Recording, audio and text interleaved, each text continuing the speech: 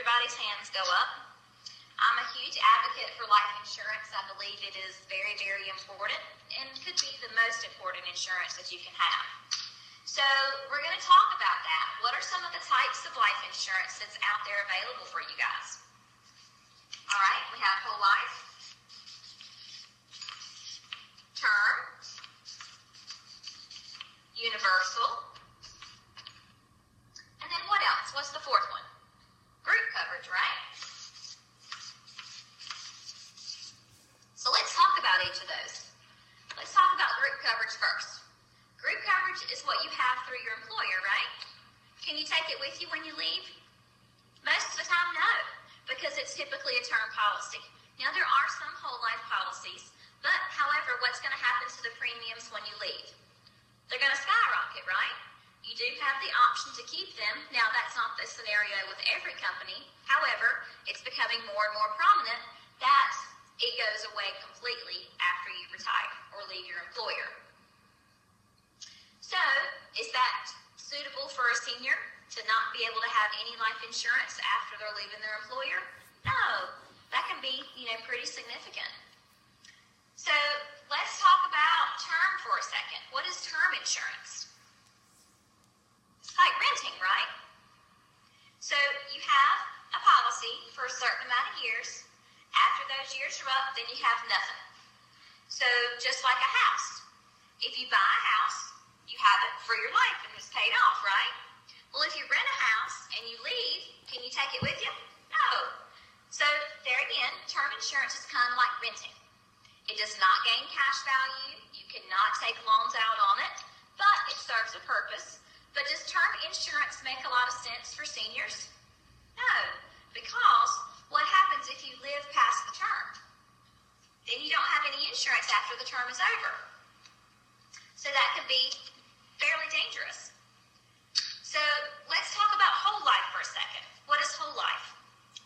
Whole life, you pay your premium for the rest of your life pretty much, right? However, there are some that you can pay up in a certain amount of years, depending on the policy that you have. You can take loans out on them, although I don't recommend that just because it does lower your death benefit. However, they do grow cash value. And it's like an investment. There again, buying a house versus renting. Whole life would be similar to buying. This is something that you keep for the remainder of your life. Now, what about universal? What is universal? Universal is kind of a hybrid, okay? It's very transparent.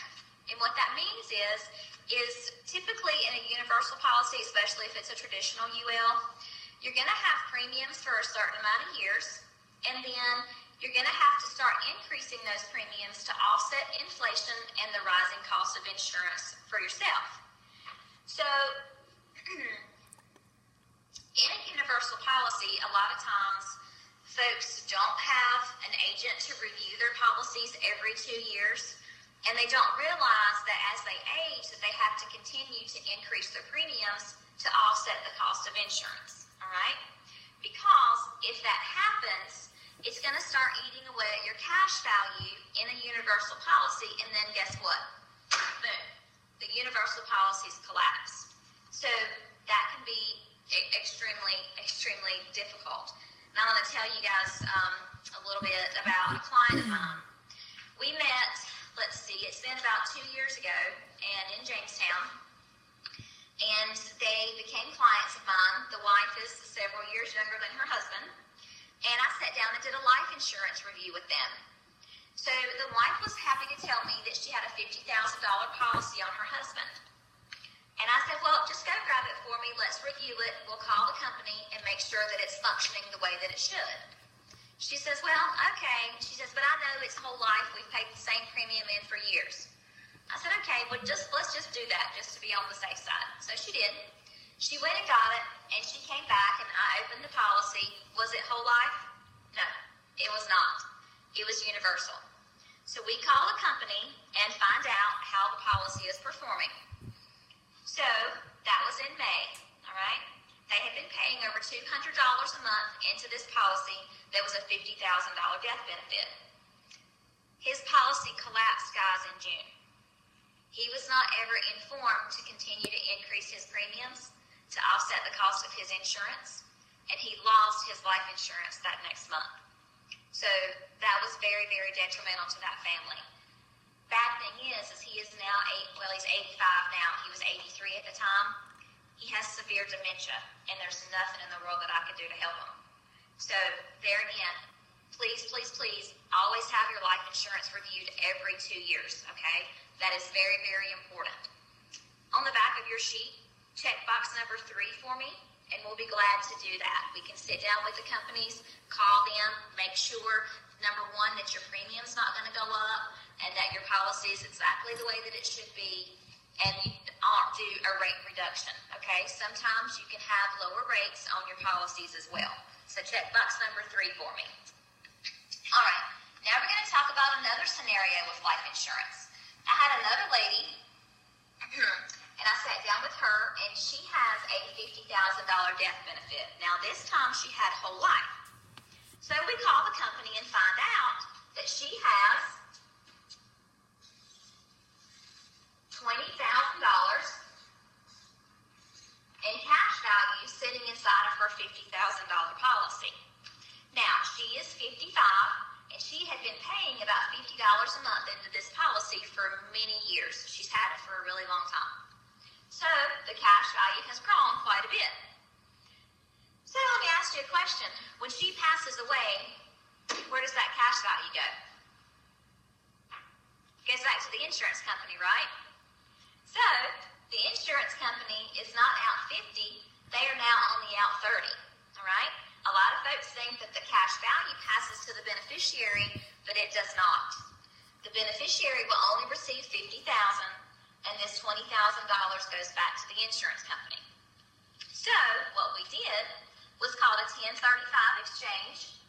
We took her $20,000 and moved it from company A to company B. That $20,000 purchased her a paid up whole life policy, and her death benefit is now $66,000. That $20,000 purchased her $66,000 in death benefit. This old policy goes away. She no longer has to pay a premium, and she is now paid up at $66,000. That was pretty nice, right? She was a happy lady.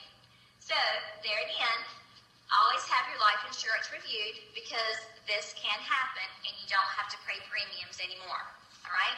Have your cash value work for you. Now, it's not always the case that that happens. However, it worked really well for her. She was a happy lady. All right, so let's talk about couples for a little bit. Let's talk about Social Security.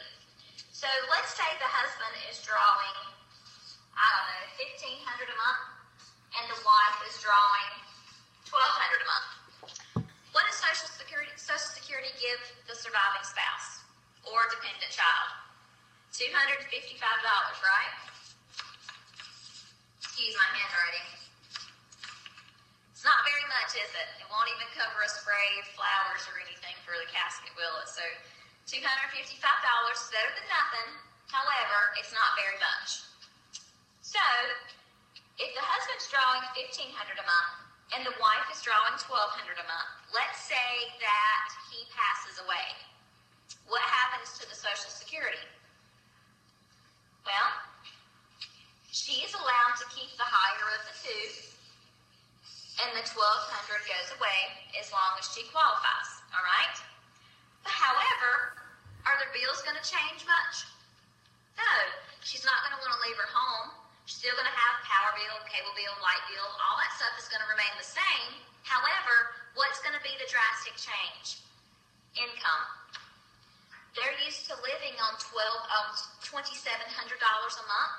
Now they're going to be down, she's going to be down to $1,500. That's going to be a pretty hard blow, right? So there are programs available for you guys for income replacement purposes only, just so that you can get over the hump. And there's, you don't have to move. You don't have to worry about bills. You don't have to worry about income, because you have enough on your plate as it is going through the passing of your spouse. So if you guys want more information on income replacement, check box number 4 for me, and we'll be glad to do that for you. Any questions, guys, so far? All right.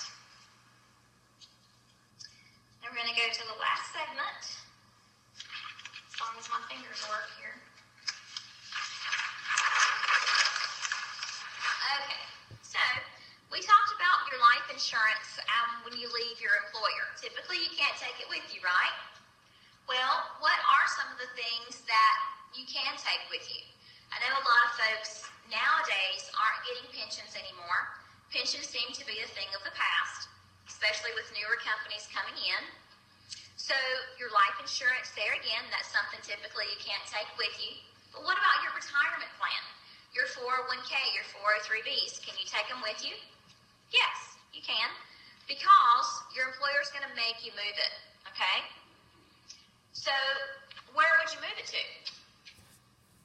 So let's talk about that for a minute. A couple options, you know. You could put it in the bank, but what's going to happen if you do that, guys? Uncle Sam's going to pop you with taxes all at one time. So that could be a pretty significant blow. Might not want to take that option. What about in the stock market? You can put it there. You can put it in an IRA. You can put it in a CD. Whatever the case may be, but you're going to have to move it somewhere. All right, so let's talk about a couple of different options here. As far as the bank goes, let's say you take your 401k and you move it to the bank, all right? Is the bank going to give you any growth? No.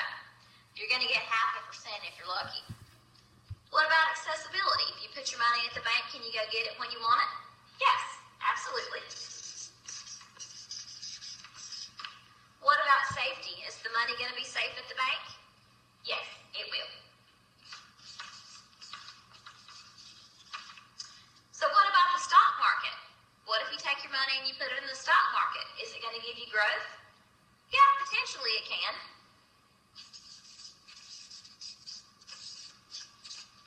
What about accessibility? Can you get it when you want it if it's in the stock market? Sure, you can. What about safety? Is there a safety net if you put your money in the stock market? No, you're going to be riding a roller coaster, right?